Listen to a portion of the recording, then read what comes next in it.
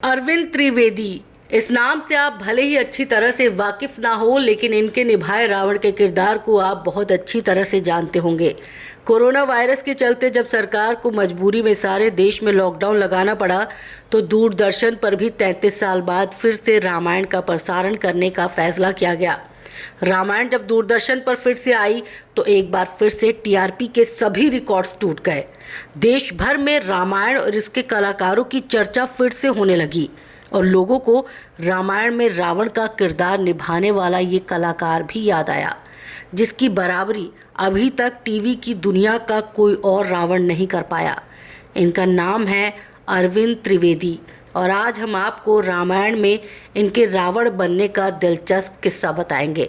यकीनन आपको अरविंद त्रिवेदी का ये किस्सा ज़रूर पसंद आएगा। अरविंद त्रिवेदी का जन्म 8 नवंबर 1938 को इंदौर में हुआ। इनके पिता का नाम जेठालाल त्रिवेदी था और वो मूल रूप से गुजराती थे।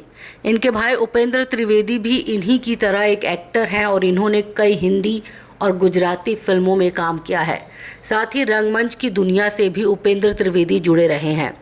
बड़े भाई के नक्शे कदम पर चलते हुए अरविंद त्रिवेदी भी फिल्मों की दुनिया में एक्टिव हुए और इन्होंने भी शुरुआत में थिएटर में काम किया। इसके बाद ये फिल्मी दुनिया में उतरे और इन्होंने भी कई हिंदी और गुजराती फिल्मों में काम किया। गुजराती फिल्मों में अरविंद और इनके भाई उपेंद्र को खूब सफलता मिली। फिल्मों के साथ साथ अरविंद टीवी की दुनिया में भी एक्टिव हुए और इन्होंने सबसे पहले काम किया दूरदर्शन पर प्रसारित होने वाले बेहद मशहूर शो विक्रम और बैताल में। ये टीवी शो 1985 में दूरदर्शन पर प्रसारित होना शुरू हुआ था। 1987 में जब इन्हें मालूम चला कि रामानंद सागर रामायण बना रहे हैं और उसमें फिल्म इंडस्ट्री के कई बड़े और दिग्गज कलाकार काम कर रहे हैं, तो इनके दिल में भी रामायण का हिस्सा बनने की ख्वाहिश जागी। उन दिनों अरविंद त्रिवेदी गुजरात में थे और रामायण में केवट का रोल करने के लिए ये ऑडिशन देने के लिए मुंबई निकल पड़े। तब तक अरुण गोविल भगवान राम के किरदार निभाने के लिए चुन लिए गए थे।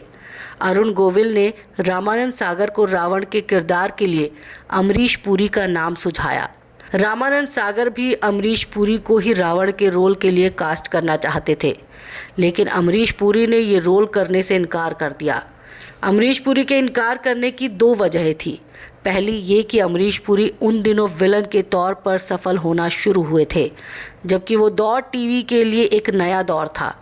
अमरीश पुरी खुद को टीवी के दायरे में नहीं बांधना चाहते थे और दूसरी वजह थी फिल्मों से मिलने वाला पैसा। रामानंद सागर अमरीश पुरी जी को जो ऑफ़र दे रहे थे, अमरीश पुरी को वो पसंद नहीं आ रहा था, तो इस तरह अमरीश पुरी रामायण का हिस्सा बनने से चूक गए। अरविंद त्रिवेदी मुंबई आए और सीधा रामानंद सागर के ऑफिस पहुंचे। रामानंद सागर ने अरविंद त्रिवेदी का ऑडिशन शुरू किया और उन्हें स्क्रिप्ट पढ़ने को दी। अरविंद त्रिवेदी ने वो स्क्रिप्ट पढ़नी शुरू की और जब अरविंद त्रिवेदी ने वो स्क्रिप्ट पढ़कर ख़त्म की तो ऑडिशन रूम में सन्नाटा पसर गया। अरविंद को लगा कि शायद रामानंद सागर को उनका ऑडिशन पसंद नहीं आया। एक असिस्टेंट को स्क्रिप्ट लौटाकर अरविंद त्रिवेदी वापस जाने लगे। उन्हें ज़्यादा देख रामानंद सागर अपने कैबिन से उठकर आए और बोले, मुझे लंकेश मिल गया, अब तुम रामायण में लंकेश का किरदार निभाओगे। रामानंद सागर की बात सुनकर अरविंद त्रिवेदी हैरान थे। उनकी हैरानगी देखकर रामानंद सागर बोले, तुम्हारी बॉडी लैंग्वेज देखकर मैं समझ गया था कि तुम रावण के रोल के लिए एकदम परफेक्ट हो। वो रामायण के किरदार के लिए एक ऐसा एक्टर तलाश रहे थे जो ना केवल बुद्धिमान दिखता हो बल्कि बलवान भी नज़र आता हो। इत्तेफाक से तुम्हारे अंदर ये सारी खूबियाँ हैं, इसलिए तुम ही रामायण में रावण बनोगे। और इस तरह अरविंद त्रिवेदी रामायण का हिस्सा बने। अगर इनकी निजी ज़िंदगी के बारे में बात करें तो अरविंद त्रिवेदी ने 12वीं तक की पढ़ाई मुंबई के भावांश कॉलेज से की थी।